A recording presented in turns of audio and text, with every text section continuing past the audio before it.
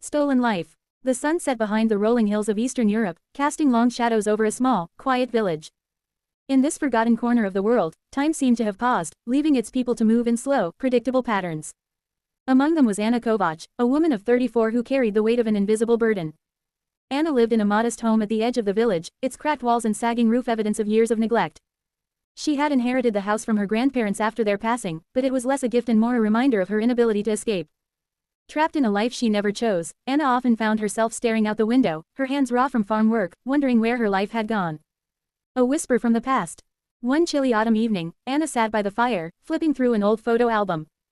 The images were faded, their colors muted by time. In one picture, a young girl with fiery red hair stood in front of a school building, her wide grin revealing a missing front tooth.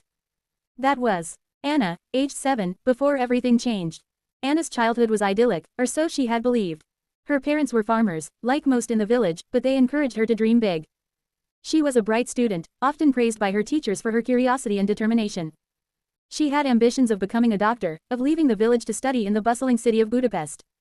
But those dreams had been stolen from her one fateful night when she was just 11. The vanishing. It was a warm summer evening. The village was celebrating the annual harvest festival, and Anna had begged her parents to let her stay out late. Lanterns hung from the trees, their soft glow casting a magical light over the festivities.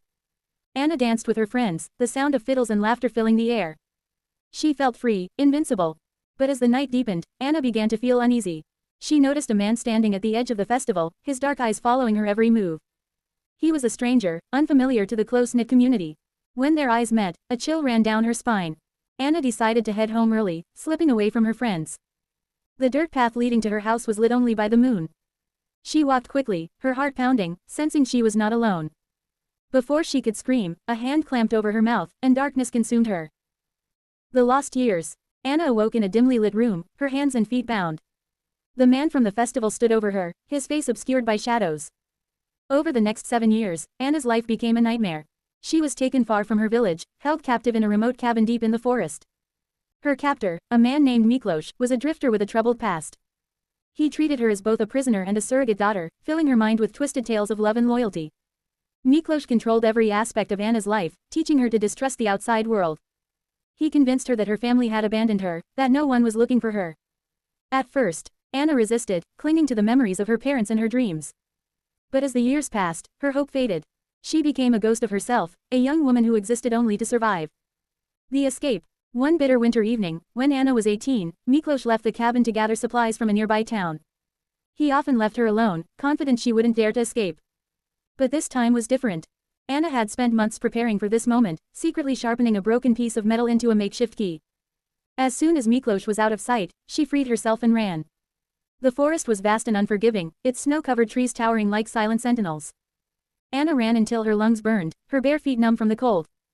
When she finally stumbled upon a road, she collapsed in exhaustion, her body broken but her spirit alight with the possibility of freedom. A passing truck driver found her and took her to the nearest police station. Her captor was arrested weeks later, and Anna was reunited with her family. But the reunion was bittersweet. The little girl they had lost was gone, replaced by a young woman they barely recognized. A new beginning. Anna's return to the village was fraught with challenges. The people whispered about her, some pitying her, others questioning her story. She struggled to reintegrate, her stolen years leaving her with gaps in her education and social skills. She worked tirelessly to rebuild her life, but the shadows of her past lingered. She found solace in writing, pouring her pain and resilience into the pages of a journal.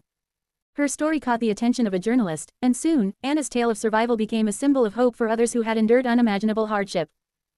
A stolen life, reclaimed. Years later, Anna sat in a crowded auditorium, her book, Stolen Life, clutched in her hands. She had become a best-selling author and an advocate for survivors of abduction and trauma. Her journey was far from over, but she had reclaimed her stolen life, transforming her pain into power. As she stepped onto the stage to deliver her speech, Anna looked out at the audience. Among them were young girls with bright eyes and dreams of their own.